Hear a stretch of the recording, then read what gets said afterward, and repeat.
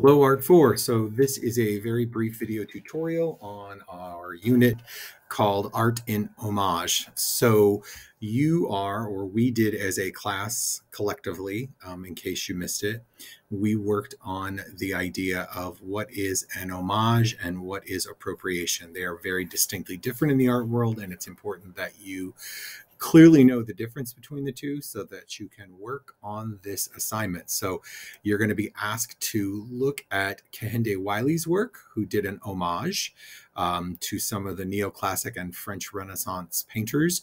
You can see two examples there, and you'll notice the one that is outlined in red on the right-hand side leads to an article. If you were to open this Google slide, you will see three questions that we would have discussed in class as two separate groups. So one group would have done some research on homage, and you should be able to read the article and answer those questions, helping you come up with a definition of, in fact, what is homage. Then the other group that we will have divided up in class deals with the idea of appropriation. So your job here is to click on that link, and you're going to see some very famous examples of art, both visual and performing arts, that fell into the questionable realm of appropriation. And as the speaker notes will have said, if you're not in presentation mode like I am right now, you will see that it talks about some of those cases, and your job is to answer what exactly is appropriation and why should artists be concerned by it. So if you were to then find both of those articles, read them and think about them, or like we did in class, discuss them, you'll see links on both of these words that'll give you the specific definition to both homage and appropriation.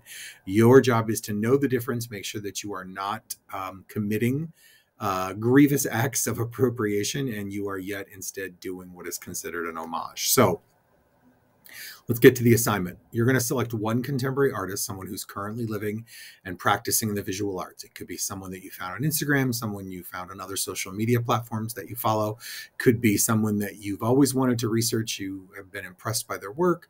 There's something about their aesthetic that challenges your own way of thinking, but it should be a contemporary practicing artist that you're able to find online resources about, because in the end, you're going to give a very brief presentation about that person, and you're going to be able to defend whether you did an homage or you violated the idea of appropriation. So make sure that you understand that that person is someone we need to be able to readily find information about, not just images of their artwork, but a biography and perhaps some of their motivation. Maybe if you go to their own personal website, you can go to their About page and get more information about how they were inspired, what is their artist statement. That's the quickest way to find that information out.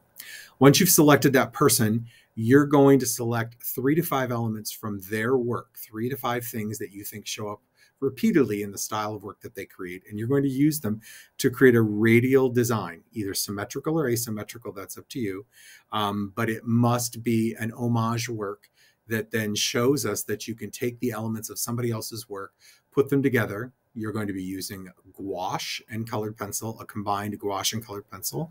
There is a very good video tutorial that I'll expected you to watch to learn a little bit about. And know that your paper must be 18 by 18 or larger. So the minimum you can do on this one is 18 by 18. You're going to create rich values and textures with both the gouache and the colored pencil. You are more than welcome to use a little bit of watercolor if you need to mix with the gouache, because they are basically the same thing, as you should know by now. And we've used in our 3 gouaches basically opaque watercolor.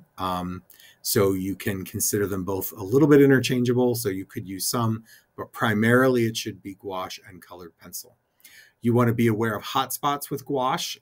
We didn't talk a lot about that last year, but you'll see in the video tutorial linked where it says here. You should watch that and note what hotspots are. You're going to create at the end of this assignment, once it's complete, one Google slide at the end of our unit. I'll be sharing a common Google slide, and you're going to complete one slide about your artist. And you're going to be expected to give a very brief, we're talking informal, 2-minute presentation on your artist. You should have your artwork on display while you're explaining the artist so that we can check you and see whether or not you've created an homage or you violated some kind of form of appropriation. and then we can have that discussion. So you'll want to be very careful about your choices that you make. So to give you an example, here is Mike Dargas. Mike Dargas is a German-born artist who does a lot of work with the female body specifically. He uses honey, bees, and a lot of sort of nature pollination. I'm not going to explain to you why.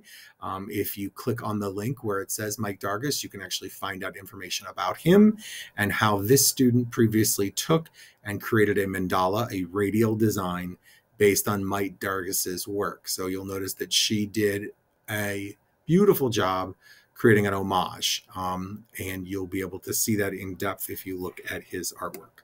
So finally, you might ask the question, how am I going to be graded? So you can see the list of things.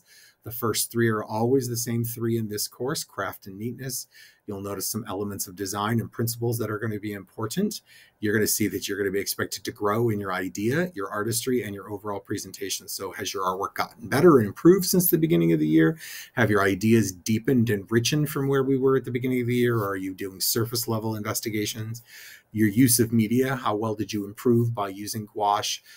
Did you understand what the techniques are that we'll do a demo in class using them? Were you able to avoid hotspots? Were you able to blend them where necessary? Of course, did you show a true homage? In other words, did you have ethical use of the parts of the artist that you decided to tribute, and have you used them properly? Can you explain both visually and verbally the significance of that artist's aesthetic? So could you identify really strong things? If you remember the Mike Dargas one I just showed you, that artist was able to identify at least 3 things that she felt that were overwhelming in his work, that you could always see kind of going through all of it as a unifying theme, and she very easily used it then in her overall design. And finally, visual literacy. Can we read everything on the paper? In other words, can we make out what the things are? Are they understandable as an object or a subject? And do we understand their relationship to the overall theme of your chosen work? Are they relatable to the artist you've chosen? So that's it. You can also read further if you want. They're similar to the artist's goals.